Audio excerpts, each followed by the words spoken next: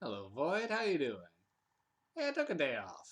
So, actually, put a little bit of a breather there. Yay! Good job, me. Okay, Phoebe Rizzo here, talking to the Void once more, and let's talk about Nunsploitation. Phrase I didn't know I was going to end up saying on camera at any point, but here we are. Now, today we're going to be looking at Flavia the Heretic, considered one of the greatest Nunsploitations. At least that's what it says on the back. I'm going to have to take it for its word. I can't say I've watched a lot of Nunsploitation. This movie came out in 1974, and in the 70s, there was exploitation for everything. Blaxploitation, Nunsploitation, Bruce Lee's, then Bruce exploitation for Bruce Lee movies. There was exploitation for everything. And this one is this was an interesting watch, I'll say. I don't know what I was expecting from this one, but it was definitely different from what I ended up getting. It definitely, well, just even going by the cover, definitely looks rather Stevie. And it is, I'm not gonna lie there. But there's definitely more to it than just that. So, essentially,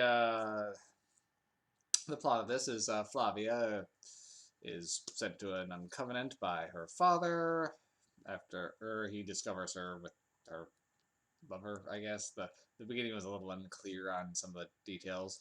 But anyway, well, it was more of a she was making eyes at an enemy soldier, and I guess he took offense to that, I think.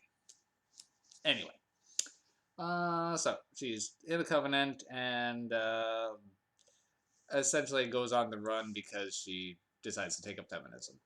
It's really what it boils down to. She notices how everything from the Bible to how things are all run by men. And, and the Father, Son, the Holy Ghost, all men, the 12 disciples, all men. And everything she keeps hearing about how things are run, she is wondering why their women don't get a say in any of this and are just locked away in covenants. So, under the, I guess, guidance of an older nun named Sister Agatha, who kind of encourages this level of thinking. Flavia tries running away with her Jewish friend, but they get caught, hauled back, and are punished for it. And a lot of her original theories came from when she saw a woman being punished after getting worked up by a cult of tarantula worshippers. There's a lot to unpack in this movie in general. But after that, she and Agatha just kind of go off on sort of a quest. Isn't really the right term. Just kind of go off into the countryside, take a look around, and eventually come across a group of raiders. Now the movie, it is the 70s, is really culturally insensitive and makes it the point that they are Muslim raiders.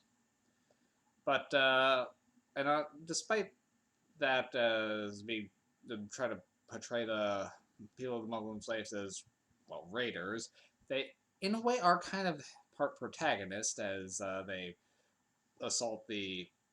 This movie's kind of has an issue with Christianity, and as they're the ones killing Christians, the movie kind of gives them a thumbs up, and Flavia kind of encourages them back to her covenant to, well, sack it, and she becomes the lover of one of the lead raiders.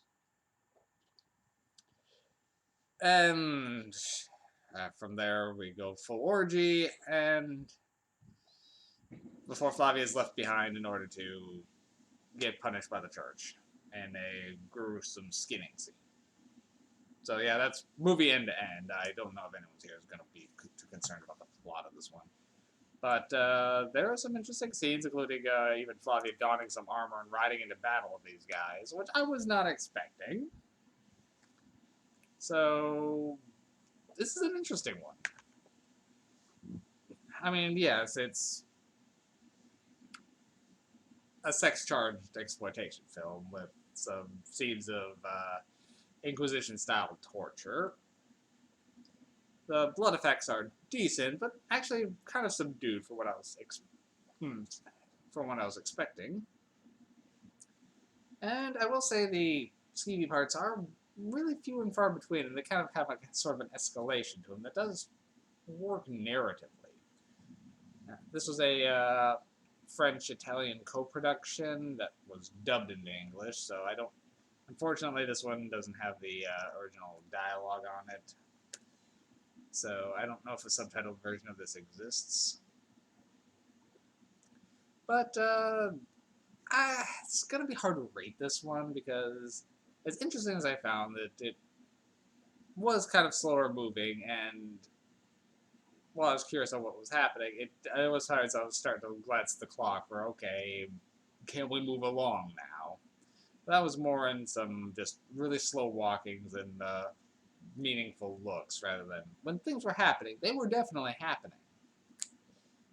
But that said, I can't say I was bored overall by the experience, and it was fascinating about where some of the stuff was going to go.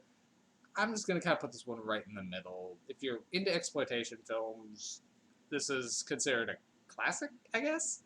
So it's worth checking out in that regard. But this is another one that's, like I was saying in my Bloodsucking Freaks review, not for everyone. I will say this movie does have more class and tact than Bloodsucking Freaks by a long shot. I'm going to give this one about a 5 MacGuffins out of 10. So I'm going to put it right in the middle because it's not for everyone, and a lot of the stuff that it has, I would say, is okay. But I was definitely intrigued enough to not regret the watch, and it's pretty well made overall. It's set in the 1400s, and they do a pretty good job with with costuming and some of the locations. So overall, I'll give it a 5. I'll throw it right in the middle. It's probably not one I'm going to watch very often, but Flavia the Heretic definitely was an interesting watch. So, you want to see nuns being either assaulted, either sexually or violently, yeah, that happens here. But if you want to see that, you might need to go to confession, I'll be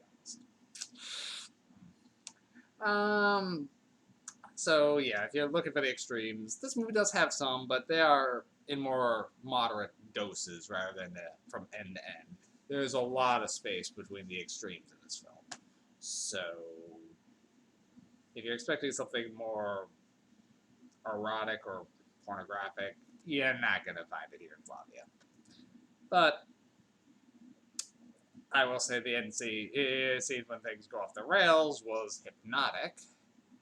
How often do you see an orgy going on where a woman's climbing into the cavity of the carcass of a cow that was hung up? This movie gets weird, but hypnotically weird. So take that as well. All from me for today. Have a good night.